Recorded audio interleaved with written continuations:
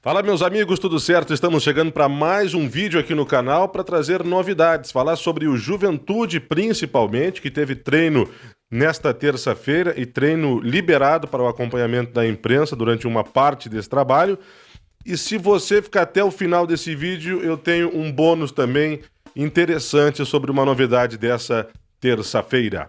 Antes de qualquer coisa, te inscreva no canal, ative as notificações e deixe o teu like nesse vídeo.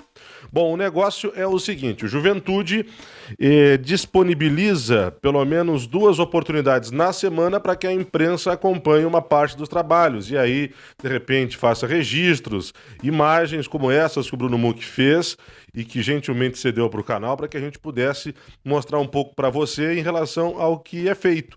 E a imprensa, logicamente, acompanha a primeira parte dos trabalhos, a parte justamente que é destinada aos trabalhos físicos dos atletas. Então, aquela parte tática tão esperada, a gente não pode acompanhar, os trabalhos também com treinos coletivos, até porque, lógico, neste novo normal tem que se entender que este período em que a imprensa vai estar acompanhando os treinos não pode ser como normalmente era, né? Com bastante tempo, acompanhando todos os trabalhos durante o período inteiro. É normal, sim, que haja esse tipo de adaptação. A gente tem algumas informações, aliás, o Bruno Muck traz a informação de que duas posições do meio-campo são disputadas por 4 jogadores. Por exemplo, o João Paulo e o Gabriel Bispo disputam posição. Porém, todavia, contudo, entretanto, o João Paulo está suspenso para a próxima rodada do Campeonato Gaúcho. Então, o Gabriel Bispo já deve ser o cara escolhido pelo técnico Pintado para iniciar o clássico Caju. Outra posição do meio-campo que tem uma disputa em aberta é a do Gustavo Bochecha com o Marcial. E a gente vai ver quem é que vai levar melhor nessa disputa aí. Eu recebi de uma boa fonte um time que é tido hoje no estádio Alfredo Jaconi como o composto pelos jogadores que estão em melhores condições físicas. Quem estaria hoje melhor para aguentar o tirão de, por exemplo, um clássico Caju, onde aguarda-se que o time tenha o melhor da parte física para suportar um confronto que a gente sabe que tem as suas nuances, tem as suas características, mas é, acima de tudo, um jogo mais disputado que os demais. O time que essa fonte me passou é um time que teria o goleiro Marcelo Carné, permanecendo na equipe. Na lateral direita teria uma novidade, o Wellington Silva, com outra novidade na zaga, o Augusto ao lado do Genilson e o Eltinho fechando na lateral esquerda. Meio campo, Gabriel Bispo, por questões lógicas, o João Paulo está suspenso, junto do Gustavo Bochecha, ainda com uma chance para o Marcial, e o Tarta com o quarto homem do meio campo, né, o meio centralizado, sendo o Renato Cajá. Na frente, Breno e Rafael Silva. É um Juventude que, se confirmar isso que essa minha fonte me disse, tem lateral direita, zaga, 2 ou 3 volantes, né? 2 ou 3, porque pode ser que o Marcial fique, mas pode ser que ele não ganhe a posição do Bochecha. Então seriam 3 ali no meio e mais 2 no ataque, como novidades em relação ao time que a gente estava vendo no Campeonato Gaúcho. Eu não sei se isso vai confirmar. Isso que eu estou trazendo aqui é apenas um time que me foi passado por uma fonte, né, que acompanha as coisas bem de perto. Pode confirmar, pode não confirmar, mas ele dá um indício de que, de fato, o técnico Pintado vai mudar bastante em relação à equipe que nós estávamos vendo no Campeonato Gaúcho. E algo que era até esperado, né? Já que o Juventude no Campeonato Gaúcho até então estava com uma campanha decepcionante. E eu não estou aqui para dizer o porquê que isso aconteceu, porque a gente não tem como saber, né, ao certo por que aquele time que na teoria era tão elogiado foi tão mal na prática no Campeonato Gaúcho, que se fosse em condições normais, estava brigando para não ser rebaixado. Então é isso, eu acho que o Juventude de fato tem que mudar a escalação, tem que mudar o desenho.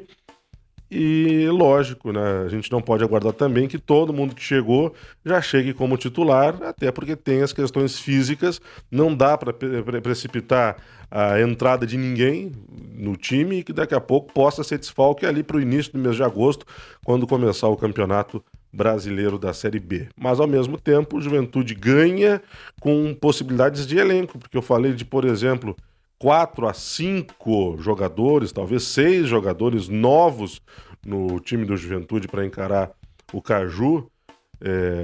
Mas aqueles caras que estavam no Jacone, muitos deles ficaram e hoje são alternativas de grupo. O técnico Pintado chega, portanto, numa condição diferente, né? Quando a gente entrevistou o Pintado logo no início, no dia em que nós noticiamos em primeira mão que ele seria o técnico do Juventude, entrevistamos ele na Rádio Caxias e ele falou no Campo Neutro, no momento em que ele não aguardava, por exemplo, que fosse preparar o Juventude para um campeonato gaúcho, mas ele vai preparar o Juventude para um campeonato gaúcho e justamente estreando num clássico Caju. Ainda assim, o Juventude, lógico, tem um confronto que a gente sabe da rivalidade com o Caxias, tem um campeonato em que as condições matemáticas são viáveis, porque a pontuação do grupo do Juventude é baixa, porém, todavia, contudo, entretanto, a prioridade é a Série B do Campeonato Brasileiro. O gauchão, o Juventude, ele tem como obrigação ficar entre os 10 primeiros que ganham cota integral ano que vem. O que vier a partir daí é lucro.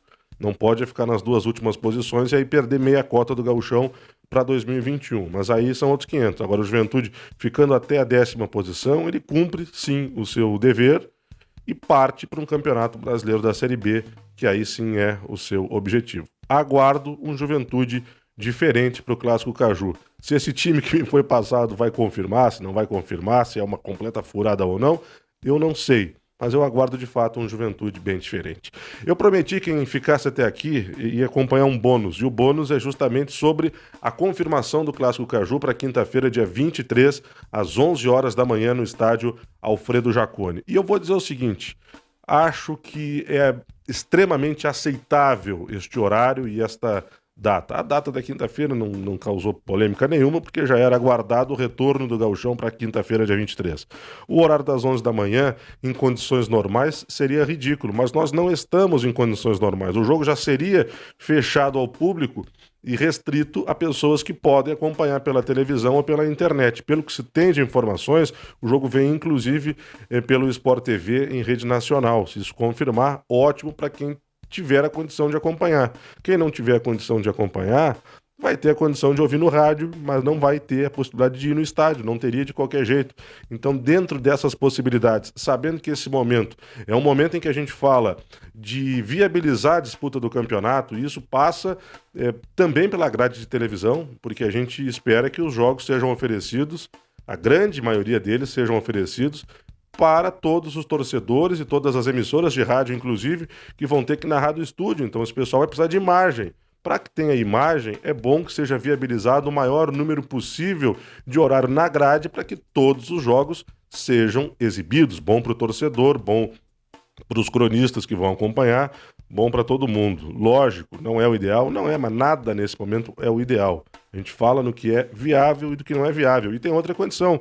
Com essa situação de ter que flexibilizar um horário aqui, outro acolá, para os jogos irem para a televisão, também tem que separar um espaçamento de um jogo para o outro. Então pode sim ter jogo em horário atípico. No campeonato cearense, por exemplo, tivemos jogos às 9 da manhã, ou um jogo pelo menos às 9 da manhã nessa semana, na segunda-feira, algo necessário para não conflitar com a rodada da quarta-feira, que não tivesse um espaçamento mínimo de horas entre um jogo e outro. Isso, infelizmente, hoje é normal. E eu repito, não é o ideal, mas é aceitável. Se você ficou até aqui, brigadão demais. Não esqueça, hein? Te inscreve no canal, ativa o sininho de notificações e deixa o teu like. Aquele abraço, até a próxima!